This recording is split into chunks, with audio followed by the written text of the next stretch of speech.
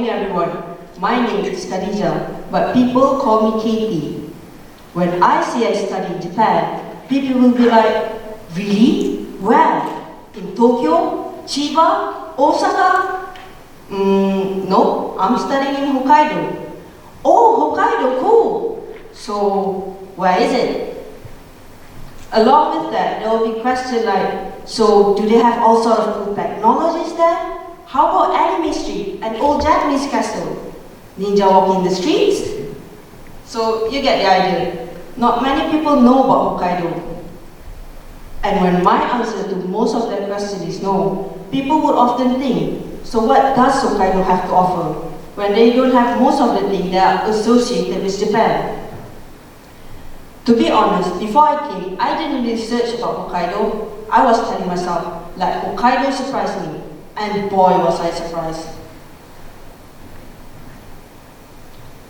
Hokkaido is not like any other parts of Japan I've visited before.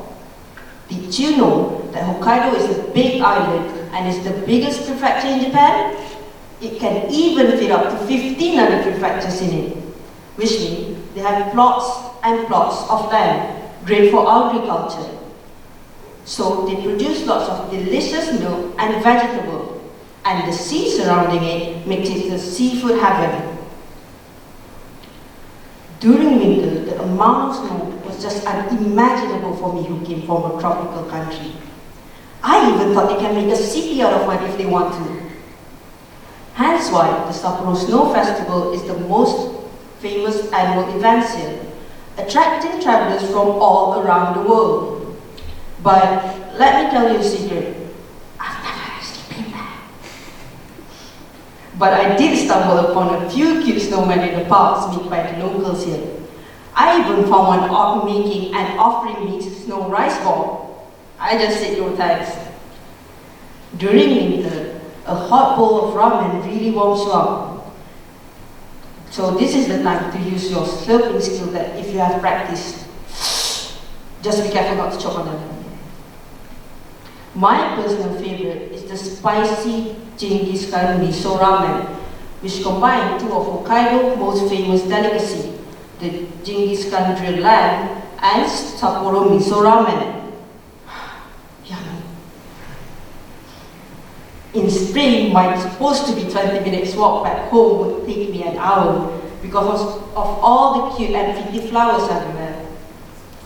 My phone picture storage will be full during this season. Locals will go to the park to picnic and see sakura blooming.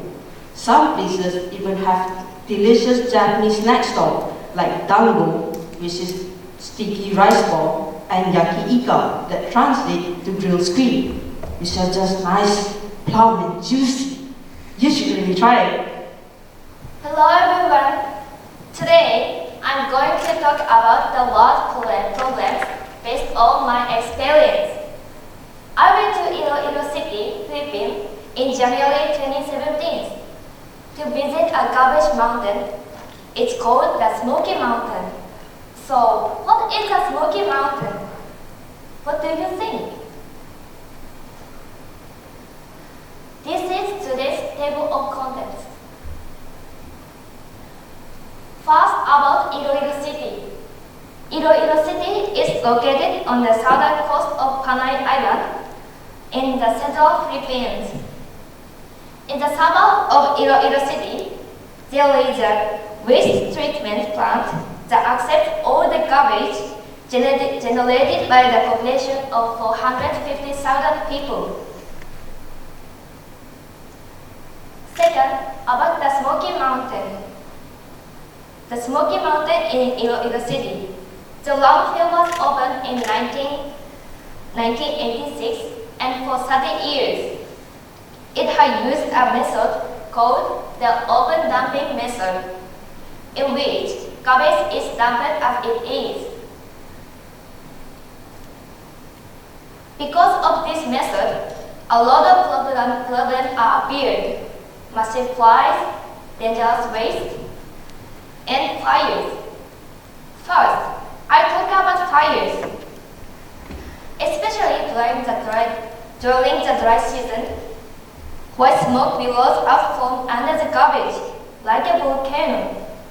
So that's the reason why they call it the Smoky Mountain.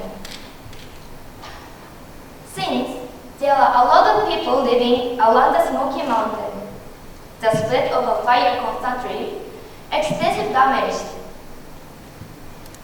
Second, the living environment for the people is terrible. The garbage making the environment unsuitable for healthy living. In the Smoky Mountain, there are called waste pickers who make a living by picking up garbage and selling recycling companies. However, the Smoky Mountains are littered with dangerous materials that can lead to lethal injuries. So, what did I actually see and feel? First of all, it was filled with a large amount of garbage than I had imagined. I saw plants that had grown on the surface of the pile of garbage because they have been filled up over the years. Of course, there are many children living with adults. Good morning everyone, I'm Woon Yi-yang, a third-year tourism business student. Before I tell you what I'm going to share about today, do you know Japan is one of the most healthiest countries in the world with extremely low obesity rate. In 2022, Japan has an average life expectancy rate of 84.9 years, which is only placed second after Hong Kong. Why? Let me give you a clue. There's a saying, you are what you eat. Yes, today I'm going to talk about Japanese food culture. The purpose of this presentation is to allow more people from overseas to understand and learn more about Japanese food culture. My presentation focuses on three major parts. First, I'll talk about the word washoku. Washoku is kanji characters forming from the word wa, meaning Japanese or harmony, and the word shoku, meaning eat or food. Simply put, washoku means Japanese cuisine. Washoku is a social practice based on skill, knowledge, practice, tradition related to the production, processing, preparation, and the consumption of food. In 2013, UNESCO designated washoku on their list of intangible cultural heritage of humanity. One of the characteristics of washoku is the use of seasonal ingredients. Japan has 4 seasons, which is spring, summer, autumn, winter. With different each different season, we can consume different ingredients, and we can consume ingredients at their peak nutrition and deliciousness. This is also one of the reasons why Japanese food is so delicious. Next, I'll take you through the 7 table manners that you should know when visiting a Japanese restaurant. First, upon entering a Japanese restaurant, the staff will normally serve you wet towels, which is specially for you to wipe your hands. Avoid using it to wipe your face, your mouth, or the table. Second, we put our hands together and say thanks before and after meal. Before the meal, we say itadakimasu. This means to give gratitude to the people that participated in the meal, including those who grow the ingredients and those who prepare the meal for us so that consumers can enjoy the meal.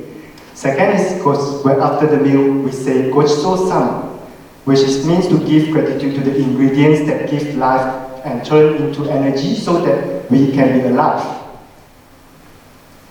Third, using chopstick the right way. It's important to use the chopstick the right way in Japan.